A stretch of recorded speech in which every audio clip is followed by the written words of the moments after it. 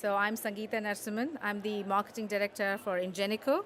I mainly work with small and medium businesses in Ingenico.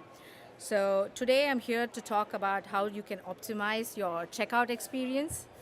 And I just like to give you some focus on two areas today, not to kind of checkout is such a big topic. I don't want to talk about everything, but I just wanted to give you a few snippets today that you can take away with you and think about it when you go back to work tomorrow morning. So I'm from a company called Ingenico. Ingenico is probably a brand which you interact with almost on a daily basis when you make a purchase. So we are the ones that when you insert your card into a chip and pin machine at a supermarket, it's probably an Ingenico terminal. Next time you look at it, you might notice it more. We are the brand who probably helping you book an airline ticket on your next holiday. Or if you're using something like booking.com, we are the brand who probably process the payments behind booking.com. And we're not just about the big businesses. We also help small brands that sell car parts, accessories, or flowers online. So we're not just about the big brands. Yes, we are known for what we do with the big brands, but we are also very much a business that helps payment acceptance with smaller and medium retailers too. So I'm very proud to work for this business because it's a business which touches the consumer across various touch points. And it's an exciting industry to be today because payments is something that we want to build into everything, into machines, into your coffee machines, in your car. You know, when you go to a car park, you don't want to pay in a machine anymore. You want to just use an app and pay. So payments is something that's increasingly all pervasive in our lives. We don't want to think about it when we want to do something. And I personally am very excited about working for a company like that. And our main key strength is that we are a global payments company. So we have a presence across 70 countries. So we have a local presence. So we understand how consumers want to pay across different cultures, across different channels, and across different markets. That's our key strength. So over to checkout conversion. So today I'm going to focus my presentation on two areas. The first is how you can find new ways to engage with the customer at the checkout, which is focusing on the user experience at checkout. And the next is how you can optimize your payment strategy at checkout. So coming to user experience, what we are seeing today is that a lot of in-store purchases begin online. So 82% of consumers are actually researching anything before they buy. So consumers are seeking out touch points at various touch points. They're researching online, and they might buy in store or they might buy online. But the fact is, people do research before they buy. And as a brand, increasingly the pressure is on for retailers to make sure that that experience is uniform across several devices and several touch points. So that's the brand experience that consumers expect. They want you to give them an uniform experience when they are browsing on mobile, when they're going back home and then logging into their laptop, and maybe they're coming back to your product and, oh, I was looking at it on the train today, so let me look at it on my laptop now. And then they've got something else going on, so they're just forgetting it, and then they're kind of coming back to it next day to work, and then maybe they're going in store to buy it. Sorry, my slides are just moving on their own, so I'm going to keep flipping back. But yes, so consumers are expecting you to provide similar brand experience across devices. And in 2018, we will see some of the retail experiences such as click and collect move to other industries like food and beverages, airlines, hospitality. One such example is what we've done for Five Guys, where if you want to order, the Five Guys have a problem with queues. So if you ever have gone to the opening of a Five Guys restaurant in your local area, you'll say that people queues, to get in. So we process click and collect with Five Guys. So you can order on your mobile app and collect it in store. So we see trends in user experience where things like seamless omni-channel experience that were actually kind of the realm of retailers spill into other areas as well as hospitality and restaurants. The next trend we are watching in terms of user experience is conversational commerce. You can see examples of that in our stand today. So over 3 billion users using chatbots. So Providing customer support in chatbots is not what I'm here to talk about. I'm here more about talking about monetizing that experience, chatbot experience. That's what conversational commerce is about. So how do you help a person book their tickets to a concert just by interacting with them on their Messenger or Skype? And how do you make them pay using that? That's the part that we want to focus on. And you can see examples of how we have done it with the chatbots, put the checkout there right inside the chatbot so that you don't have to go out to complete the payment experience. And we have a few retailers who are looking at that very seriously. And the next I want to in terms of consumer experience, I want to talk about is like people are moving to marketplaces very quickly to find products. So you know that Amazon, eBay are popular, but other marketplaces are also growing in popularity. And places like UK are several marketplaces, like Frugo, for example, for whom we process payments. And the thing to remember about marketplaces is that they need to facilitate payments for the consumer who's buying products from different sellers and then settle back to the sellers. So the thing to remember is that you need to think about PSD2 compliance and a checkout process that can also cater to refunds and chargebacks and process the needs of multiple sellers if people are buying through different products. So that's something, again, you can talk to us about today at the stand after this. So watch out for the growth in marketplaces. And Grow Sports is a French brand, very popular for sports. And recently they've moved to our marketplace solution for their checkout experience. Then now moving on from user experience, I want to talk about conversion strategy at the checkout. So as a retailer, you spend a lot of time acquiring customers. You invest in SEO, you invest in website optimization, you invest in making sure you're showing them the right product to pick, and then you bring them to the shopping cart.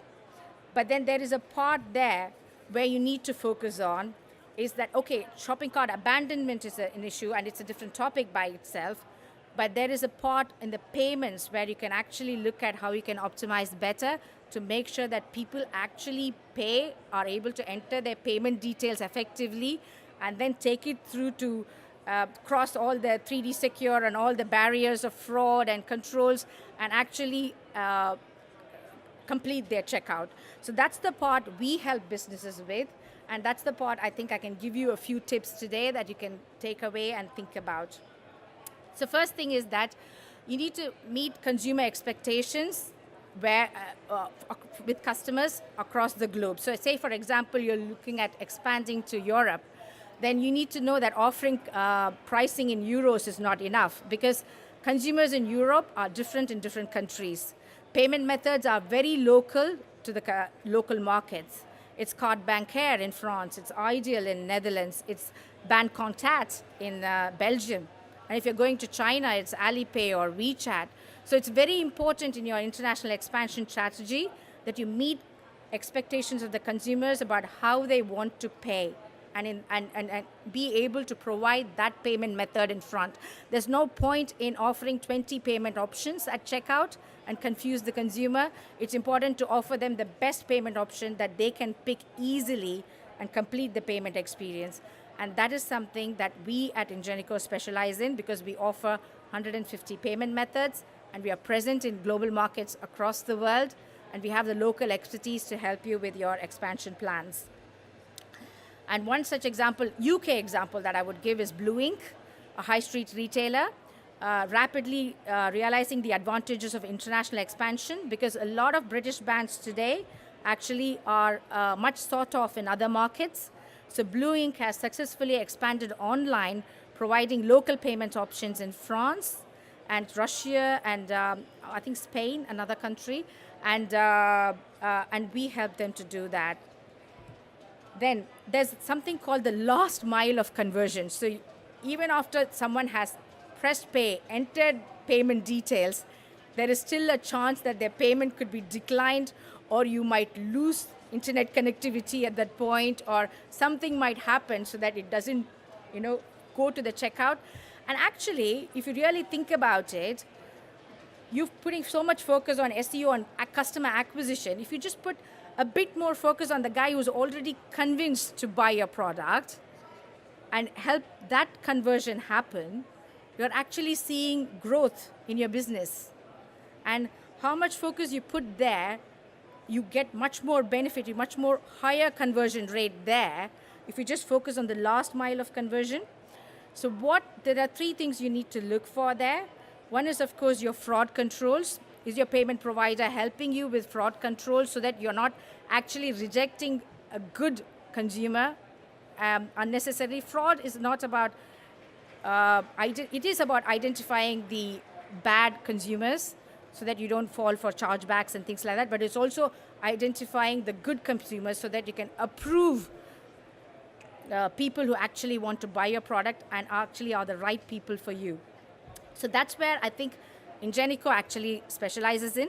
Because of our local experience across so many countries, we help you with improved authorization rates. So for example, if the payment's not going to fail with one provider, we would give the consumer the option to pay with another option automatically so that they don't just drop off there. And the other thing to think about in terms of authorization is your peak volume management.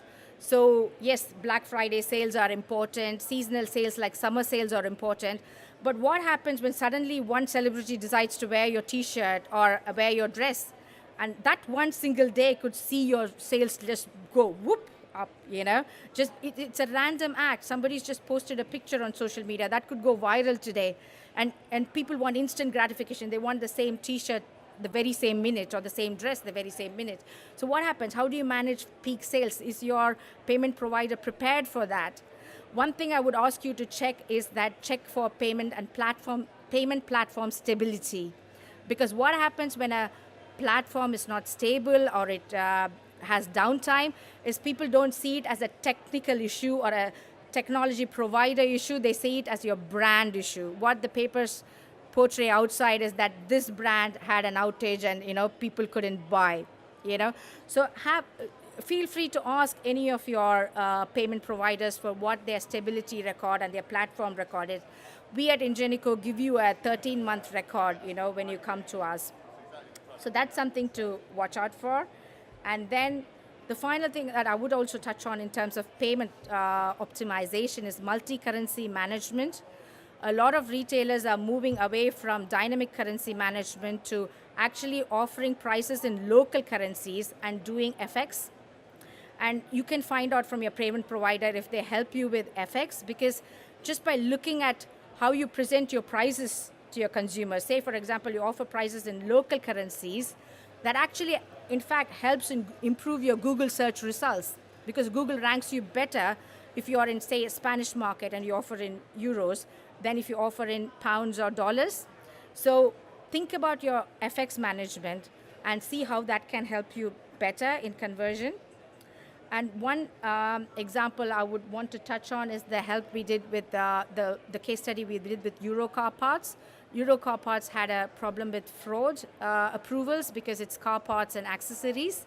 And we were able to successfully reduce chargebacks and fraud just working with them constantly and helping improve their authorization rates. So that is something that you can think about. Finally, I want to end with something fun. So you've done all that. You've bought the customer, you've engaged with the customer in, say, a chatbot, you've focused on user experience, you focused on the payments angle where you could optimize at the payments part. What happens at post-checkout? Is there something that you could give so that they'll come back to you, enforce loyalty, give them a nice memory? So gamified checkout is something that you can think about. It's proven to increase basket size by 25%. It's our studies with Lucky Cycle show that conversion increases. There's a chance of conversion increase by 15%. It's something that you can try in our stand today for fun. You don't need to buy anything, but when you complete the purchase and you try a scratch card game that we have, today you have the chance to win a Bose Soundsport. I think it's still there. No one's won it. Chance to win a Five Guys meal vouchers, chance to win Charles Tillett shirt vouchers or some Blue Ink vouchers. So go have a try, if not anything, and get some so that you can have some ideas about how you can improve your post-checkout experience and enforce loyalty. So with that, I want to end my presentation here. I'm available at the stand if you want to talk more about connecting with us on UX experience or checkout experience, authorization rates, fraud, and more.